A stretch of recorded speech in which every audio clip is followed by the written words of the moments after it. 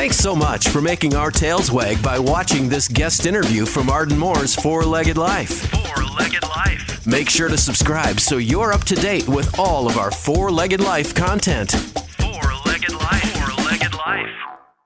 Food puzzles, laser toys. I know what you're going to say, but you need to say it. You're the expert, and people need to listen because we don't want to frustrate our cats. We don't. I am a big fan of the fishing pole or wand type toy because I said you can really manipulate it to resemble prey.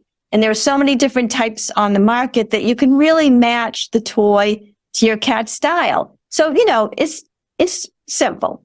Observe your cat. See what your cat naturally likes to do. Some cats like to run after bugs. So, find a toy. This maybe has a smaller thing at the end that will entice a cat that enjoys bugs. Some cats are always looking up at the birds. That's the cat that might like a feather toy.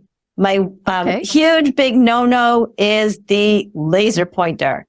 So laser pointers were developed for PowerPoint presentations in the office, and that is where they should stay.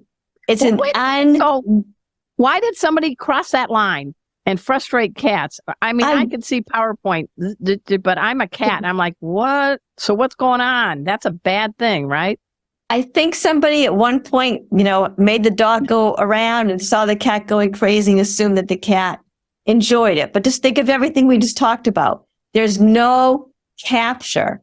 Your poor cat is pointlessly chasing this little red dot that can never be captured. He can never feel that physical capture between his paws. He can never feel that physical capture between his teeth. It's an unwinnable game for the cat. And worse, it increases or causes frustration, anxiety, and tension and stress.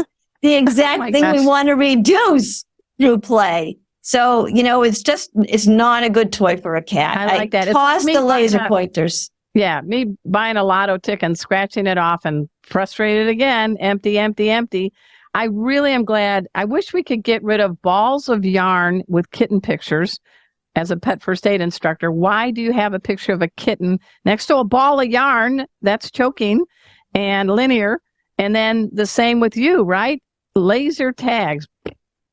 I would love to do a video going through the pet supply store and tossing everything that they sell that are really not very good for cats, but then they probably would never let me in again. But laser pointers is a good example. With you. So let's flip it. A lot of cats, I know Dr. Liz Bales came up with a little feeder that looks like a mouse, and there's other things. What about food puzzles and feeders? What's your take on them?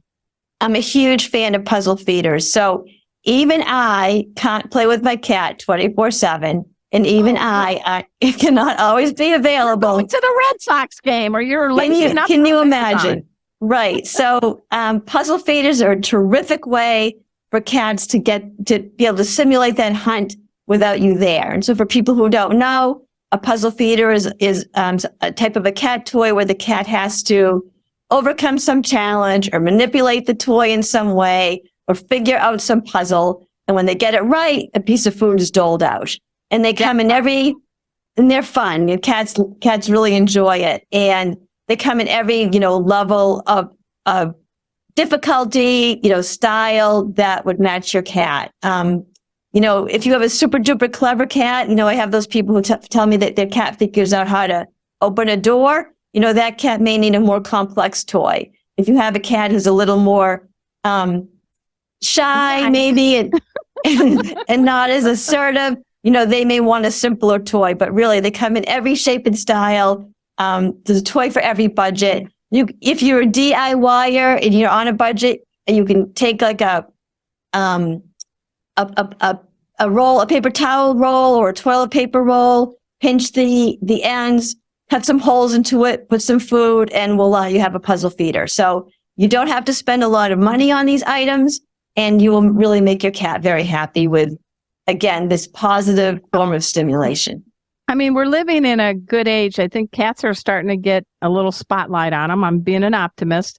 But there's a lot of cats, I think, over age 10, maybe even as high as 90%, I've heard in some studies, that have some degree of arthritis or they may have a little kitty dementia, but they still deserve and need to play. So any tips for them?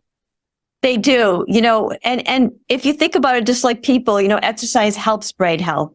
So if you have a cat who has a little bit of dementia, play is good and movement is good for arthritis. So, but we do want to make modifications, right? We don't want our cats to get hurt. So, the cat who's getting older and arthritic, stick with playing on the ground, stick to ground hunting types of games, and stick with puzzle feeders that roll easily. They don't need a lot of work to be manipulated. So the ones that have a little more holes in them, so the food gets doled out easier, and maybe just a touch of the paw will set it rolling. So there are all kinds of, ways to accommodate for cats who are for older, arthritic, overweight. Yes.